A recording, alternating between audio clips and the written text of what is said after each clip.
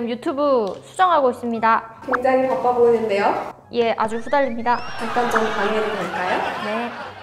오늘 스튜디오 완전 예쁜데? 오늘 돈 좀 썼어.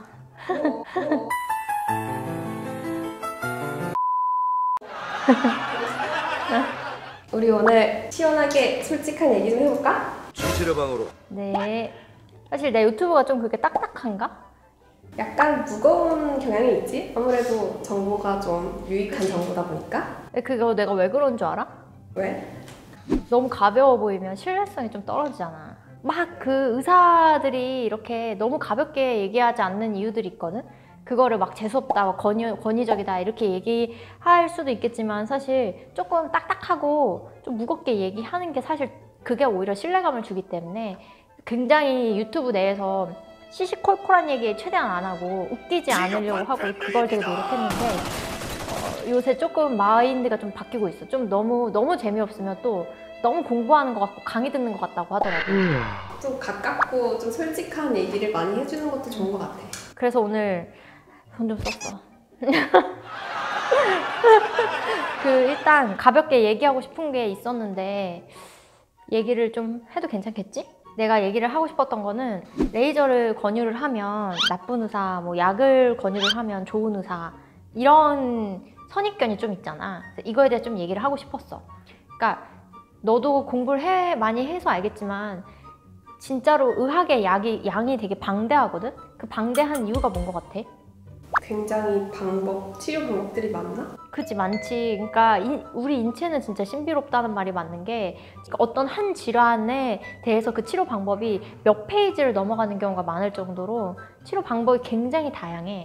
그래서 그 다양한 치료 방법 중에서 의사들이 선호하는 각자의 방법들이 있단 말이야.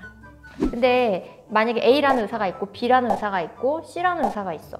각각의 그 한 질환을 치료하는 방법이 셋 다 달라. 왜 그럴까? 일단 그 병원에 장비가 없을 수가 있잖아.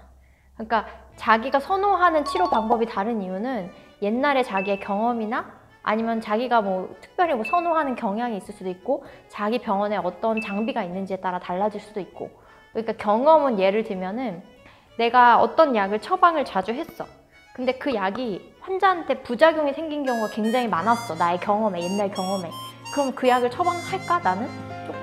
앞으로 안 하겠지? 그치, 좀 꺼리낌이 생기지. 그 약을 잘 처방 안 하게 되고 다른 방법, 관리나 뭐 레이저나 다른 방법을 선호를 하게 돼. 근데 그게 그 의사의 그 프로토콜, 본인이 선호하는 치료 방법이 설정되는데 굉장히 중요한 역할을 한단 말이야. 과거의 경험, 그다음에 나의 개인적인 선호도, 성향, 그다음에 내 병원에 어떤 장비가 있는지. 그러니까 어쨌든 이런 것들 때문에 의사 개개인이 각자의 선호하는 그 한 질환에 대해서 선호하는 프로토콜이 있어. 그러니까 의학의 변이가 있다는 거지. 근데 내가 영상을 찍을 때 어떤 한 방법에 대해 설명을 해. 예를 들어서 어떤 한 약물에 대해서 설명을 해. 그러면은 나머지 치료 방법을 약간 부정하는 것처럼 보일까 봐 그게 좀 걱정이 많이 됐었지. 내 유튜브 영상에 이제 약물 치료하는 영상 봤었어? 봤겠지. 뭐가 있었지? 여드름? 여드름이나 아토피나 그다음에 최근에 뭐 있었지? 기미? 그지, 기미가 있었잖아. 사실 기미도 마찬가지야.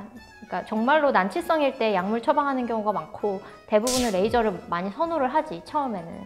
그리고 바른 미백제도 선호하고 뭐 아니면 관리, 뭐 비타민 관리 뭐 이런 걸 선호를 하는 선생님들도 있고. 그러니까 어쨌든 레이저도 일종의 치료 방법이고 약도 일종의 치료 방법이고 또 레이저 같은 경우에는 약으로는 치료되지 않는 거를 잡아주는 역할을 하기도 하고 복합되기도 하고.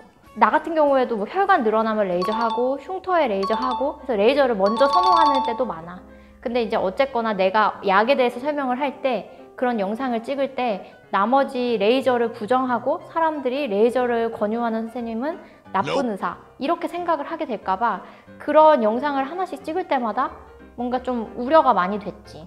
실제로 댓글 중에도 레이저로 티켓 권유하는 선생님들이 있었어요 막 이렇게 얘기를 하면서 약간 부정적인 시각을 보인 댓글들도 있어서 내가 좀 너무 한 부분만 초점을 지어서 얘기를 하면은 이게 조금 나쁜 쪽으로 오해가 될 수도 있겠다 이런 생각이 많이 들어서 의학 채널이 되게 어려운 것 같아요. 사람들이 좀 의학에 다양한 변이가 있고 다양한 치료 방법이 있다는 걸 좀 인지를 했으면 좋겠는 바람이 있고, 그래서 내가 찾은 결론이 뭐냐면 내 유튜브를 보는 분들이 유튜브를 많이 보면서 최대한 의학적으로 좀 풍부한 지식을 좀 가졌으면 좋겠고, 그 풍부한 지식을 가지고 딱 내가 어떤 병원에 가서 딱 상담을 받을 때 아, 조금 오수진 쌤이 얘기했던 건 이거였구나, 이 선생님이 생각하는 건 이거구나, 이렇게 좀 넓은 시야를 가지고 상담을 받기를 원하지.